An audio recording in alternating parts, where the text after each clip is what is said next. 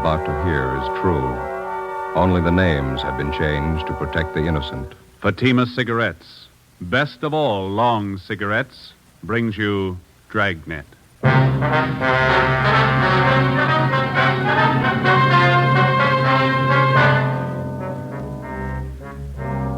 You're a detective sergeant. You're assigned to burglary detail. Unidentified thieves start a campaign of burglaries in your city. Homes are broken into and stripped of their furnishings. There's no lead on the criminals. Your job, get 'em. When you compare Fatima with other long cigarettes, the difference is quality. Yes, in Fatima, the difference is quality. If you want a long cigarette, smoke that best of all long cigarettes. Smoke extra mild Fatima. Fatima is the quality king-size cigarette because it contains the finest Turkish and domestic tobaccos superbly blended. And Fatima is extra mild with a much different, much better flavor and aroma than any other long cigarette. Because of its quality, its extra mildness, its better flavor and aroma, Fatima has more than doubled its smokers coast to coast. Enjoy extra mild Fatima yourself. It's wise to smoke extra mild Fatima. Because in Fatima, the difference is quality. Yes, in Fatima, the difference is quality. Smoke Fatima, the quality king-size cigarette. Best of all long cigarettes.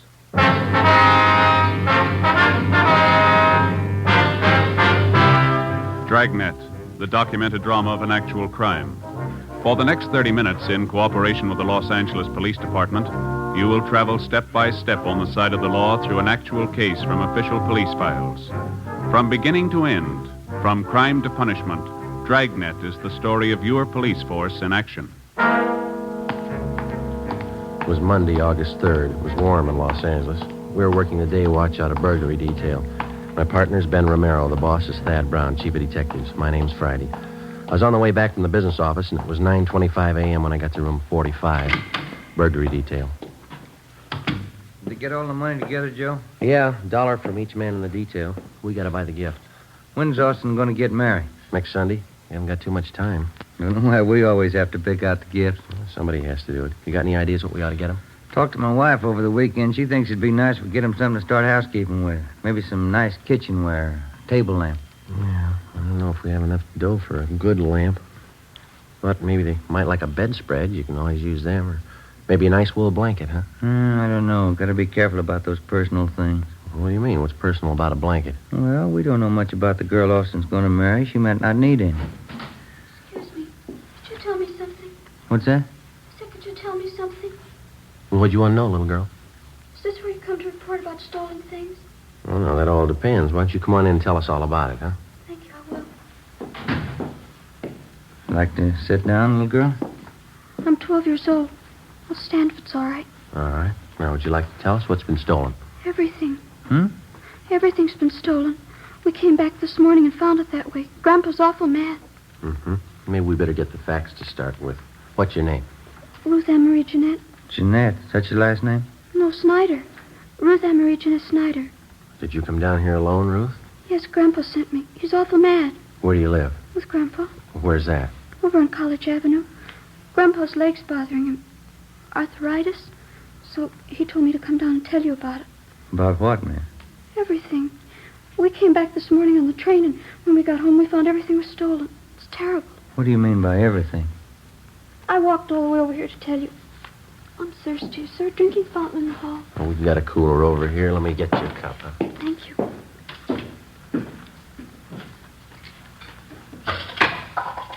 Would you like a drink, Ben? Oh, no, thanks.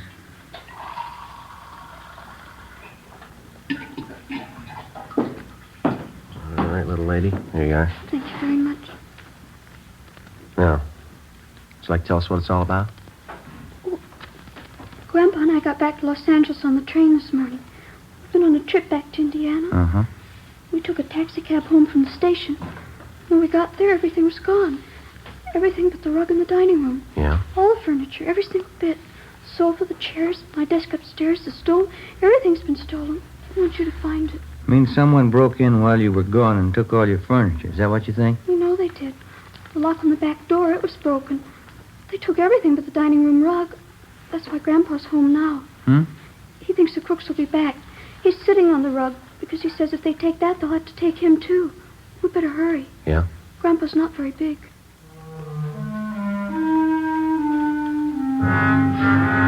9:45 a.m. Ben and I drove little Ruth Ann Snyder back to her home on College Avenue. It was an old-fashioned wooden frame structure a few doors up from College Avenue and Everett Way.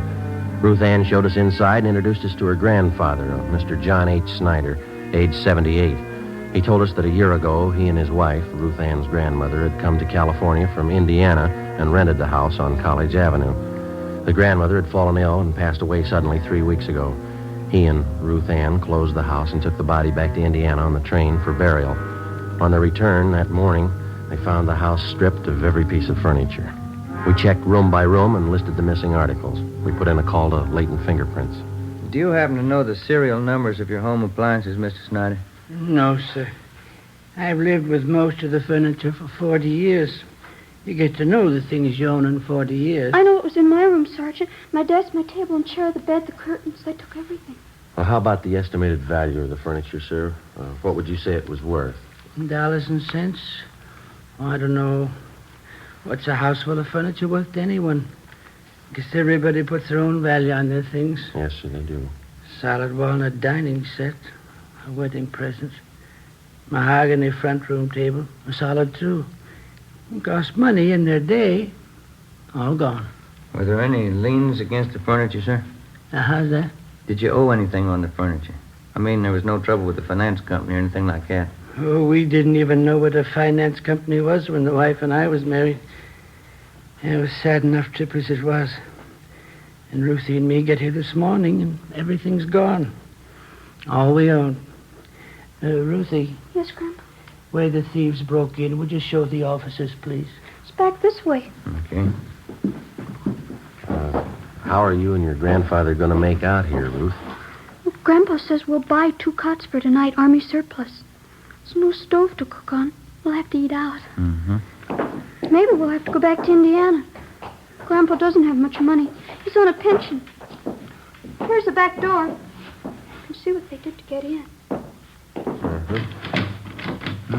Must have used a hammer and a crowbar. Smashed it clean through. You'll find the crooks, won't you, Sergeant? We're going to try, Ruth. Better have the crime lab check this, huh? Yeah. How about your neighbors, Ruth? You know any of them well?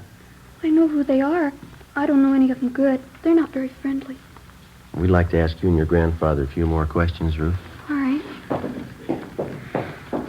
don't know what I'm going to do when school starts. They stole all my stuff, even my composition tablets. I'm going to have to take those. Which grade are you in, Ruthie? I was in A7. I'll be in the B8. Why would they take my school things?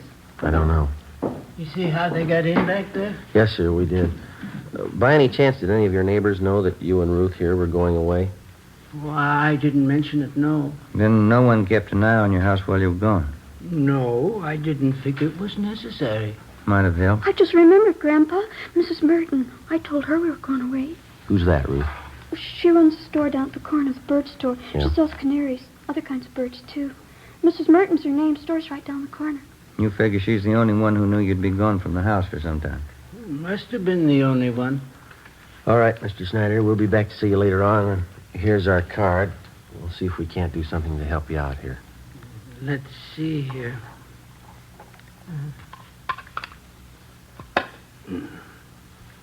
Friday, Romero, burglary detail. All right, thank you, boy. Ruthie will show you to the door. Yes, Grandpa. Miss Snyder. Right. Goodbye, sir. Oh, say there. Yes, sir. Guess you understand, but I'd like to apologize anyway. I just couldn't do it. What's that, sir? Offer you a chair.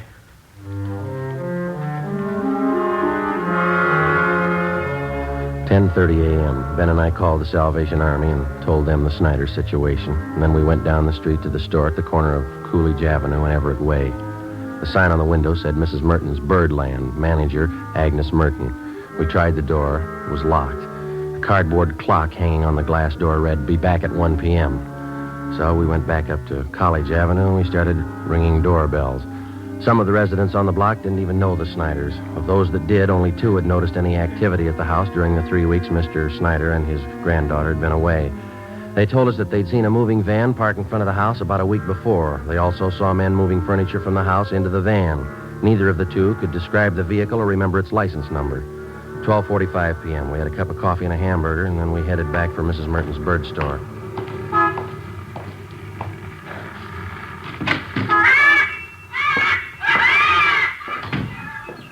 Can I help you, gentlemen? Yes, ma'am. Police officers, you have a few questions for you. Oh, certainly. Something about birds? No, ma'am, about one of your neighbors. Oh. The Snyders? They live just up the street from me. Oh, yes, old couple. Poor Mrs. Snyder passed away, a few weeks ago. Yes, ma'am, we know. They have a wonderful granddaughter, Ruthie. She and I are getting to be great friends. The Snyders having some kind of trouble? We're investigating a burglary at their house. Oh, is that so? Now, you be quiet, Mary. You heard what I told Blackie. Just eat your food and be quiet. I guess you knew the Snyders have been away for the last few weeks. Yes, I did, but they're back. I saw Ruthie pass the window this morning. Have you noticed any activity around the Snyders' house since they've been gone? Well, yes, I did. Well, just what you noticed, Miss Merton? Well, it was 7 or 8 days ago, I think. Some white moving truck stopped in front of their place, and 2 men started moving out Snyder's furniture. Uh-huh. I thought it was a little strange because Ruthie hadn't told me anything about moving. And in fact, she said definitely she and her grandpa were coming back after poor Mrs. Snyder's funeral in Indiana. Did you investigate it all, ma'am? Oh, excuse me. Who is that? You, Fred? Yes, you ought to be ashamed. You can see I'm busy. Another outburst like that, and all 3 of you, Fred, Blackie, Mary, I'll take care of you. Now, where was I? You saw the moving van in front of the Snyders. Oh, yes. And I went up to the moving men and asked them if the Snyders were going back to Indiana. Well, of course, they didn't know anything about it. Did you inquire at the Snyders' house? Well, no, it so happened I didn't. I was on my way to one of the big aviaries in the valley, and I just didn't have time to stop. How about the moving van? Did you happen to notice the license? I don't remember the numbers. Any identifying marks about the truck you might remember? Maybe a sign on the side? Yes, the side of the truck was painted white, and there was large blue lettering on it, van and storage, it said. I remember that much. Was that all? Well, yes, as I said, I was in a hurry. I had to pick up 3 sick canaries out in the valley. Is there anything else about the incident you can remember? Anything at all? No, I'm afraid not. Well, thank you very much, Miss Merton. Here's our card if you happen to come across any further information. Yes, all right. I'll have to go see the Snyders. Maybe I can help. Fine. Goodbye, ma'am. Thank you very much. Yes, goodbye. All right. Fred, now you step up just a minute. Fred? Yeah, not much help there. Not much. Give me an idea, though. Wedding present for the Austins. Yeah? Maybe a couple of canaries? In a nice cage?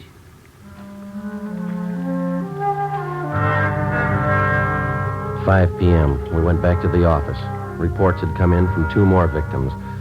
That night, Ben and I drove out to interview them. The circumstances of the theft and the M.O. of the criminals matched identically with the Snyder case. Both of the families victimized had gone off on vacations and neglected to notify either the neighbors or the patrolmen in their area. Both had allowed daily newspapers to collect on their doorsteps in their absence and otherwise left signs that their homes were vacant.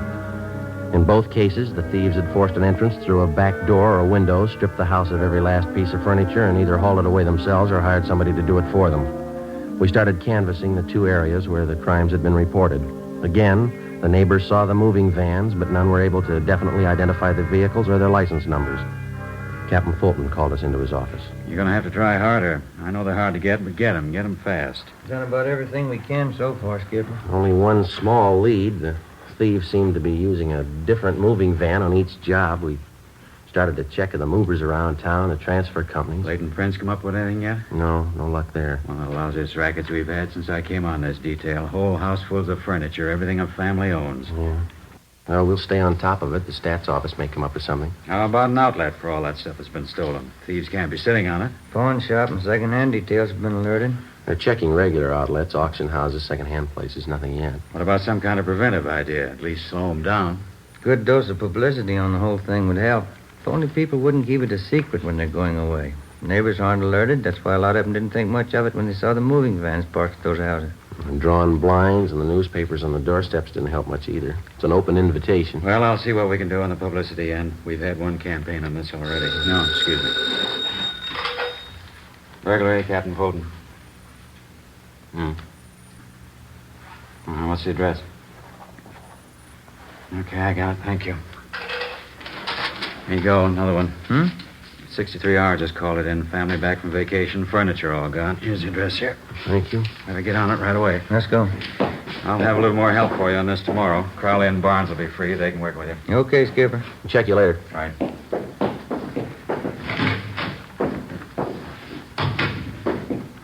Sergeant Friday? Oh, yes, you ma'am. remember me, don't you, Mrs. Merton? Oh, sure. The bird store. Yes, ma'am. How are you? Well, they told me to wait here. I guess everything will be all right now. Yeah? I saw it today on Olive Street. Here. The truck that came to Snyder's house. That's the license number.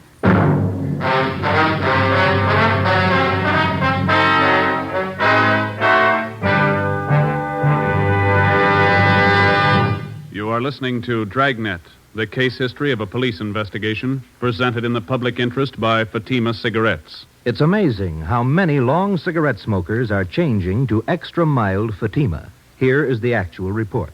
From coast to coast, Fatima has more than doubled its smokers. Here is the reason why.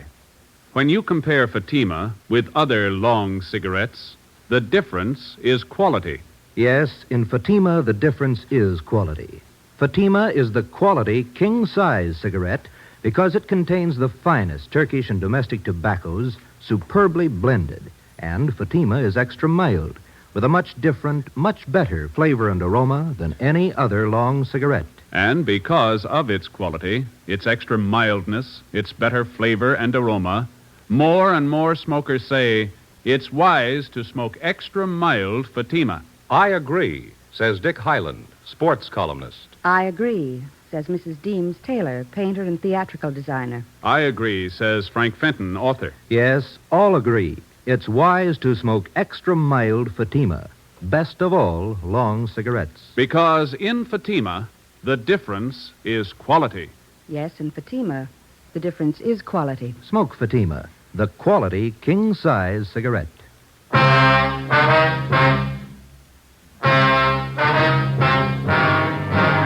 Tuesday, August 11th, 6 p.m.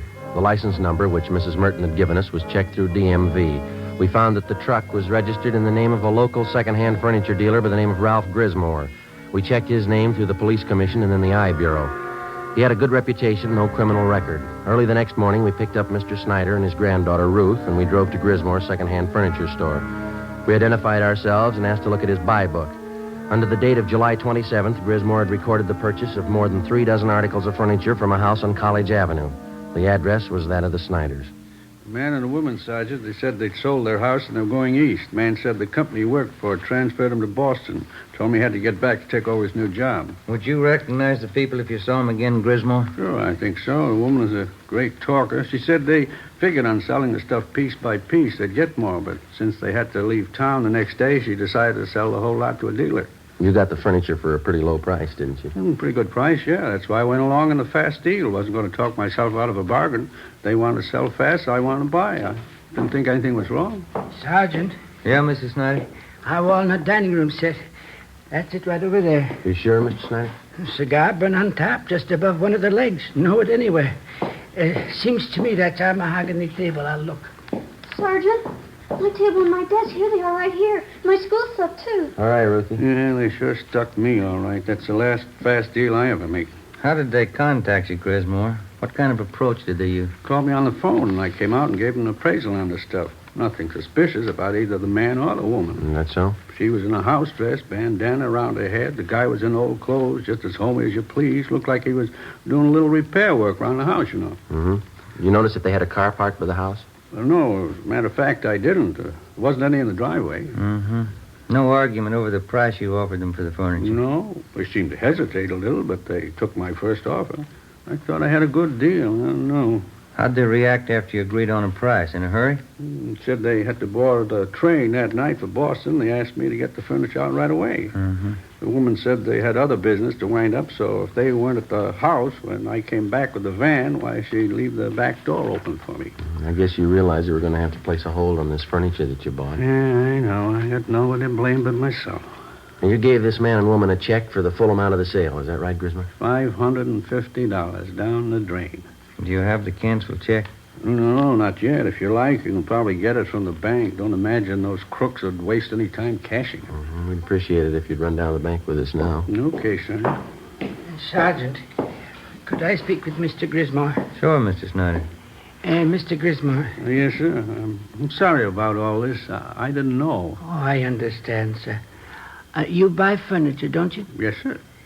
What could you give me for 2 Army surplus cots? Grismore made arrangements to round up Mr. Snyder's furniture and ship it back to his home. Then we took him down to his bank where he recovered the canceled check for $550. The endorsement read, Mr. Thomas Butterworth.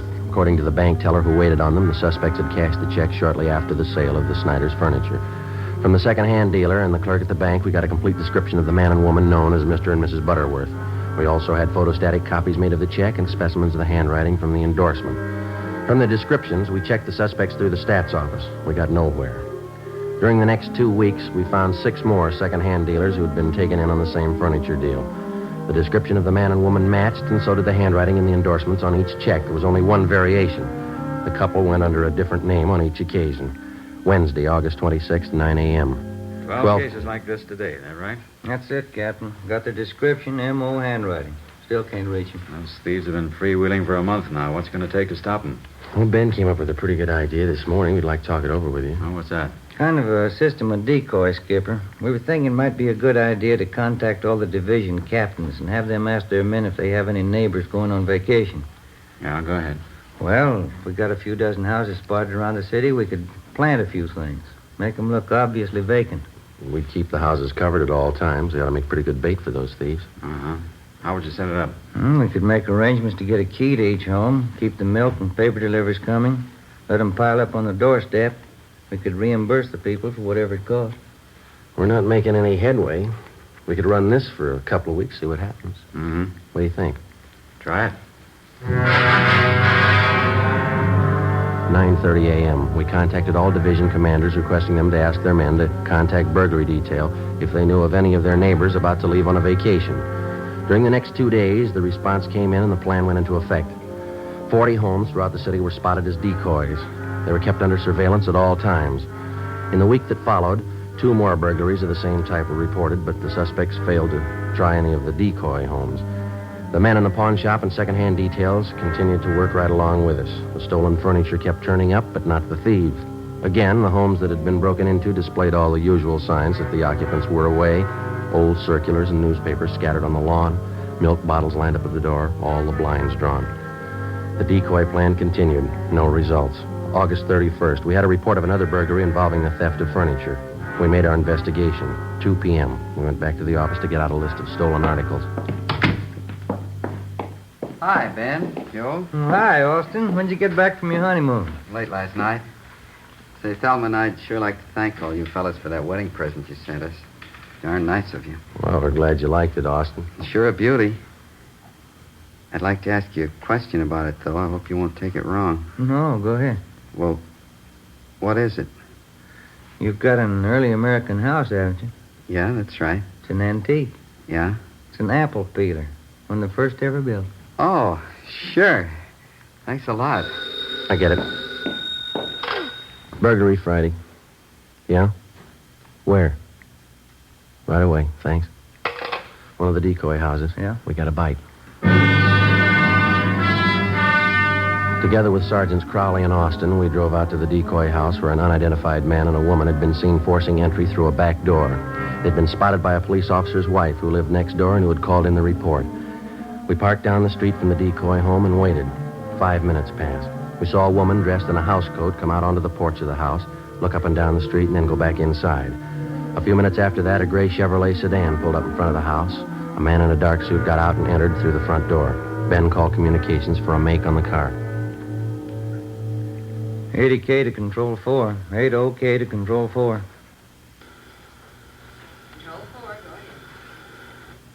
Request DMV on 6 Mary 6778. Repeat, 6M 6778. Information urgent. Roger, 80K. KMA 367. We waited. There were no signs of activity from the decoy house. 2 minutes after Ben put in the call, we got our make on the gray sedan. Control 4 to 80K. Lady K, go ahead. 6, Mary, 6778, 6M6778, is registered to the Donahoe Furniture Company, legal the same. 7811 Harvard Boulevard.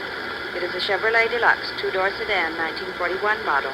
Engine number C6VA4414. Lady K, Roger. KMA 367.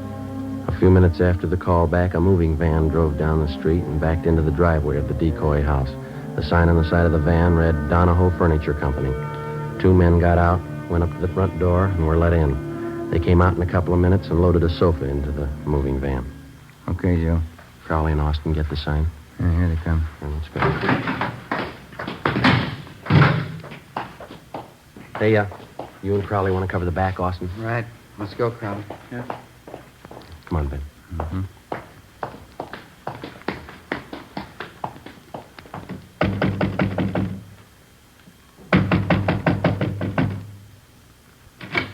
Yes, sir. You want something? Police officers like... Call in the cops! Run, him! Stand still, you.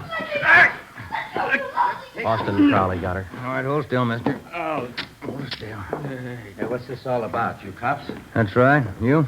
Max Donahoe. I'm buying this lot of furniture. Something the matter? You're buying from the wrong people. They're not the owners. You better have your men move that stuff back in the house. Okay, if you say so. All right, lady, relax. Take it easy, Helen. There's no use fighting. They got us. Whose fault is it? I told you luck doesn't last forever. Okay, all right. Don't make it worse. All right, let's go. I'll take her, Austin. You better fix your shirt. Yeah. Come on, lady. Get your hands. Hey, what's the matter with your shirt, Austin? Look, it must have happened when she tried to get away.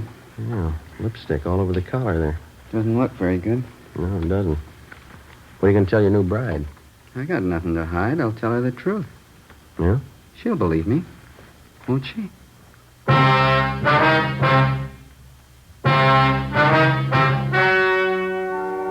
The story you've just heard was true.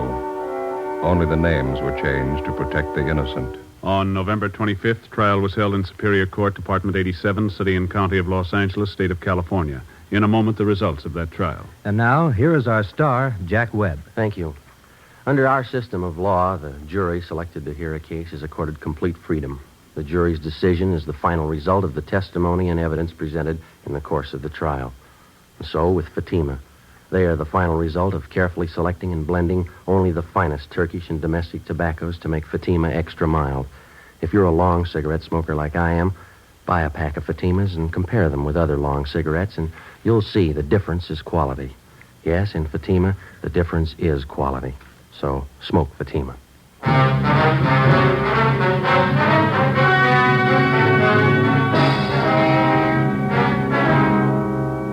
The suspects were identified as Mr. and Mrs. Thomas Dunbar. They were arraigned on 15 counts of burglary and tried and found guilty on all counts. They are now serving their terms in the state penitentiary. You have just heard Dragnet, a series of authentic cases from official files. Technical advice came from the Office of Chief of Police W.H. Parker, Los Angeles Police Department.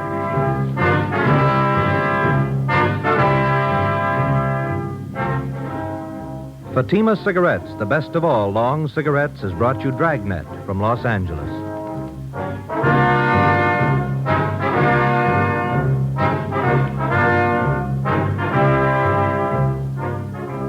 Coming up, Duffy's Tavern. Bob Hope returns October 3rd on NBC.